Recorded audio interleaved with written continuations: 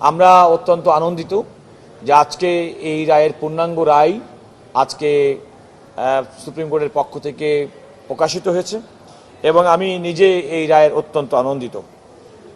আদালত এই রায়ের মাধ্যমে সর্বসম্মতভাবে যে বিচারপতি এবিএম খায়রুল হকের যে নির্দলীয় তত্ত্বাবধায়ক সরকার ব্যবস্থা বাতিল করে দেওয়া রায়টি আসলে সেটি বাতিল করে দিয়েছেন সম্পূর্ণভাবে এবং আমাদের সংবিধানে নির্দলীয় তত্ত্বাবধায়ক সরকার ব্যবস্থার যে বিধানটি বেগম খালেদা জিয়া সংবিধানে অন্তর্ভুক্ত করেছিলেন সেটি পুরাটাই সংবিধানে ফিরিয়ে আসার নির্দেশনা দিয়েছেন।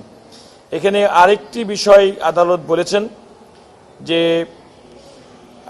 সংবিধানের 58 B1 এবং সংবিধানের 58 C2 যে এটার কার্যকারিতার মাধ্যমেই আলটিমেটলি এই যে পুনরুদ্ধার করলো অর্থাৎ সংবিধানের নির্দলীয় তত্ত্বাবধায়ক সরকার ব্যবস্থা ফিরিয়ে আনা হলো, সেটা হচ্ছে এই সংবিধানের 58 B1 ক 1 এবং সংবিধানের 58 C2 যেটা বিলুপ্ত ঘোষিত করা হয়েছিল সেটার কার্যকারিতার মাধ্যমে বাস্তবায়ন হবে। এর অর্থ হচ্ছে যে তবে একটা কথা এখানে পরিষ্কার, আদালতে যে রায়টি আমি মাত্রই দেখেছি, সম্পূর্ণ রায়টি আমি পড়তে পারিনি, তবে অপারেটিং পার্ট থেকে যেটুকু আদালতের অবজারভেশন হচ্ছে এটা পরবর্তী নির্বাচন থেকে কার্যকর হবে।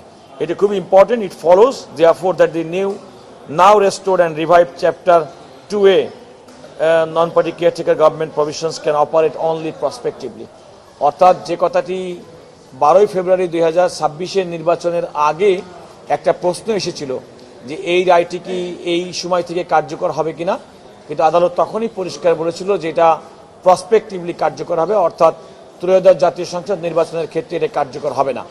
এবং আমরা প্রত্যাশা করি আদালতের এই রায়টি যেটির মাধ্যমে নির্দলীয় তত্ত্বাবধায়ক সরকার ব্যবস্থা ফিরে এসেছে সেটি চতুর্দশ জাতীয় সংসদ নির্বাচন থেকে কার্যকর হবে, যদি না ইতিমধ্যে স্বাধীন সার্বভৌম সংসদ তারা যদি এই বিষয়ে আরও কোনো পরিমার্জনা না করে থাকেন।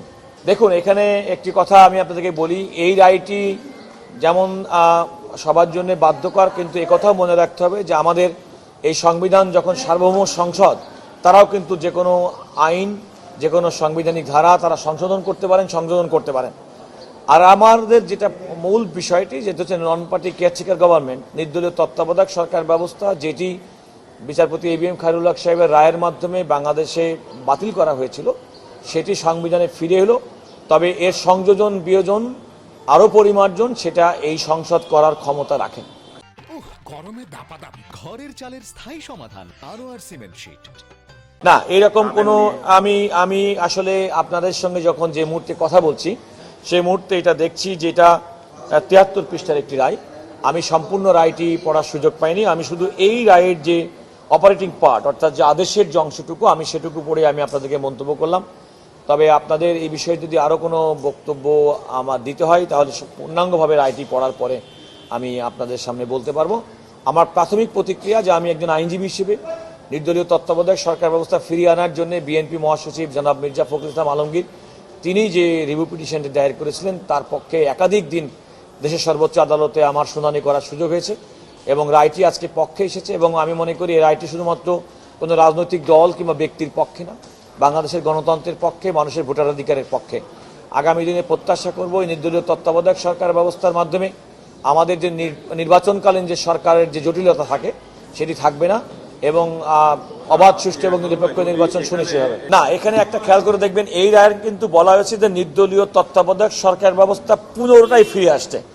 তো নির্দলীয় তত্ত্বাবধায়ক সরকার ব্যবস্থা পুরোটা ফিরে আসার অর্থ হচ্ছে ওই সংশোধনের মাধ্যমে কিন্তু সুস্পষ্ট উল্লেখ ছিল যে নির্দলীয় তত্ত্বাবধায়ক সরকার ব্যবস্থা কিভাবে গঠিত হবে।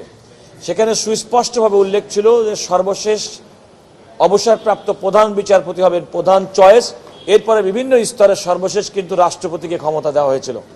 এই সংশোধনী পুরাটা ফিরে আসার মাধ্যমে আদালতের রায়ে ওই পুরা বিধানটা ফিরে আসলো। এখন প্রশ্ন হচ্ছে অনেকের ক্ষেত্রে মনে এই কথা ছিল যে তাহলে কি প্রধান বিচারপতি সদ্য সাবেক প্রধান বিচারপতিদেরকে এই ক্ষেত্রে অন্তর্বর্তীকালীন সরকারের প্রধান করার মাধ্যমে বিচার বিভাগকে রাজনীতিকরণ করা হয় কিনা, এরকম একটা আশঙ্কা থেকে আমরা অনেকেই বলেছিলাম সেই অংশটুকু তো সংসদ স্বাধীন সংসদ সেই বিষয়টাকে বিবেচনা নিতে পারে। এই রায়ের আলোকে যেমন যদি রায়টাকে আমরা ধরি তাহলে ধরে নিতে হবে আজকে পর্যন্ত এই রায়ের ভিত্তিতে নির্দলীয় তত্ত্বাবধায়ক সরকার ব্যবস্থার পুরা বিধানটি আমাদের সংবিধানে ফিরে এসেছে। এখন সেই বিধানের সংযোজন বিয়োজন এবং আরও আধুনিকায়ন যেটাই করুক না কেন সেই করার ক্ষমতা এই স্বাধীন সার্বভৌম সংসদের রয়েছে এবং স্বাধীন সার্বভৌম সংসদ যদি সেই ক্ষমতা এক্সারসাইজ করে তাহলে এই রায়টি তাদের কার্যক্রম গ্রহণের ক্ষেত্রে কোনো বাধা হবে না।